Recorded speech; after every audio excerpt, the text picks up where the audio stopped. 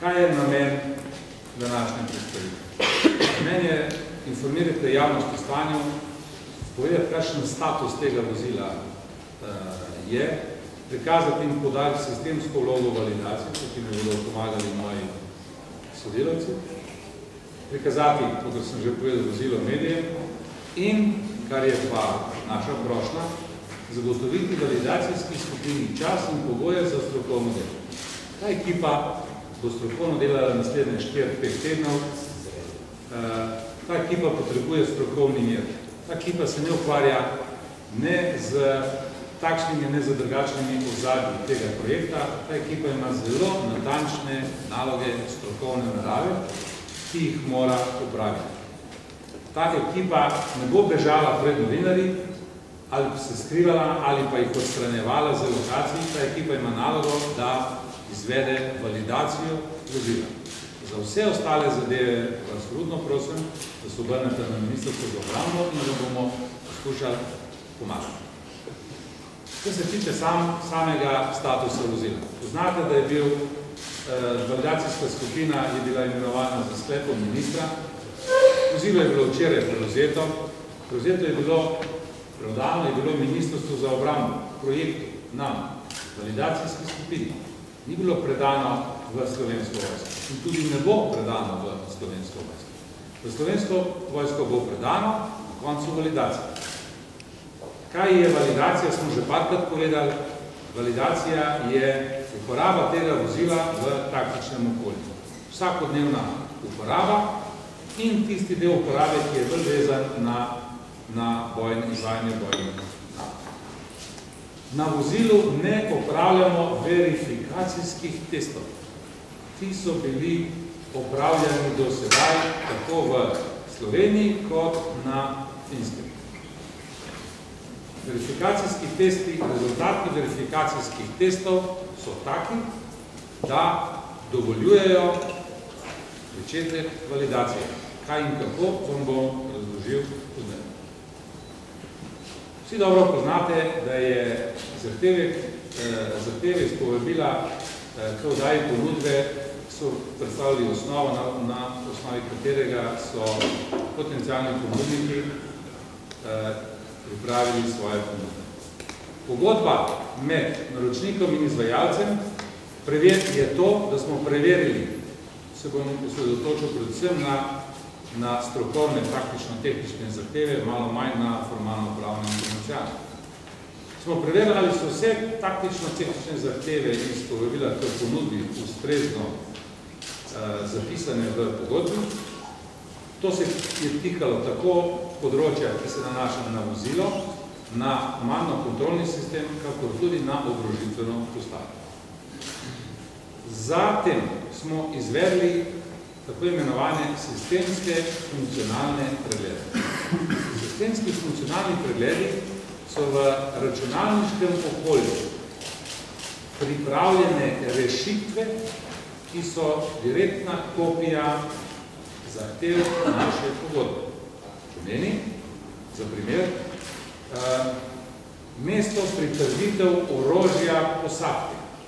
Ki bilo treba vsako mesto natančno določiti.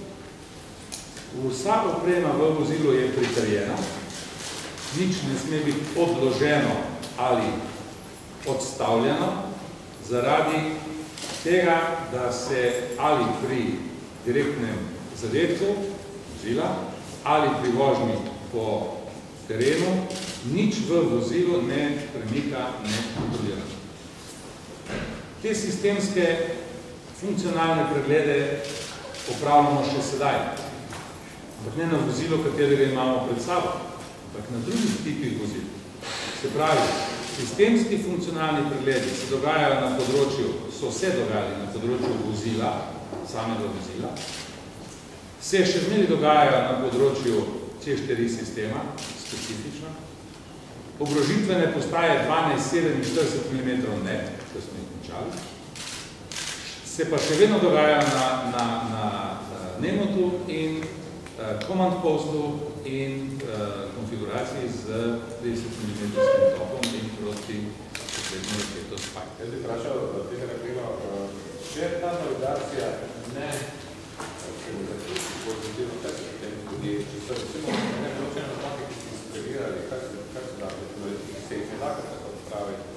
Vozilo se vrne izvajalcu in se zagotovi, da se napake odpravijo in ga prevzame Ministrstvo za obrambo.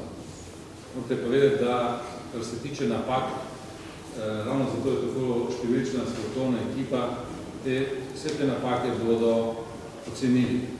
Če bo na formalno pravno, če na eni pneumatiki vehementno pušča zrak, bom dal zelo banalni primer, dokler ta pneumatika ni takšna, kakršna mora biti, najmanj polna, kot je bilo jo ne sprejemamo. Pomeni, da minimalne napake se bodo lahko opravile po končani validaciji pred kvalitativnim prevzemom. Kvalitativni prevzem mora biti pa popoln. Tako kot vso ostalo vojaško opremo in orožje. Naslednje vprašanje. Izvolite. Sergej Kajna, žurnal 24, pozdravljam.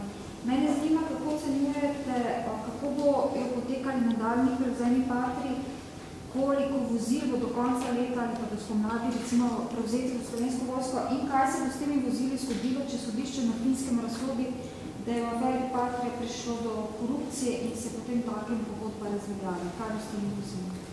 Prvo je zbiločil izvajanje tega dela pogodbe, validacije in ostalih aktivnosti, ki se tudi potencialno tičejo pogodbe, ko ste menili razsodbo Finskega sodišča.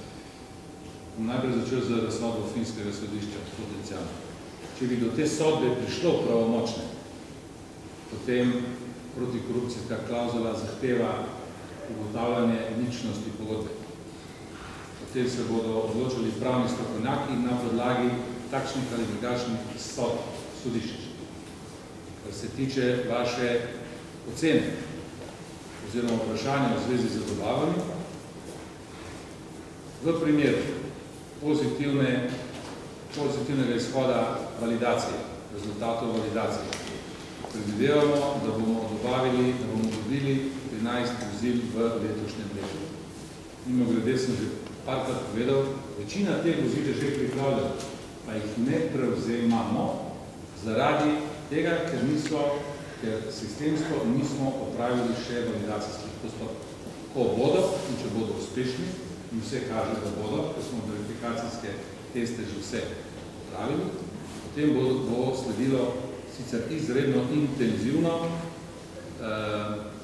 prevzemanje vozil